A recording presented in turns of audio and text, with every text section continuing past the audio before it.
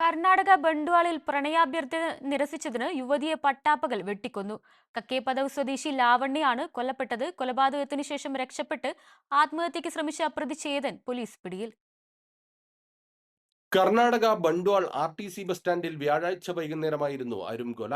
കല്ലടക്കയിലെ സ്വകാര്യ നഴ്സിംഗ് ഹോമിൽ ജോലി ചെയ്യുന്ന ലാവണ്യയെയാണ് അകന്ന ബന്ധു കൂടിയായ ചേതൻ കുത്തിക്കൊലപ്പെടുത്തിയത്.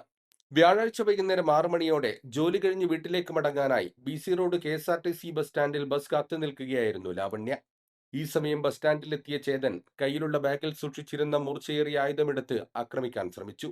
ഓടി രക്ഷപ്പെടാൻ ശ്രമിച്ച ലാവണ്യയെ പിന്തുടർന്ന് കുത്തിവീഴ്ത്തിയ ശേഷം പ്രതി രക്ഷപ്പെട്ടു.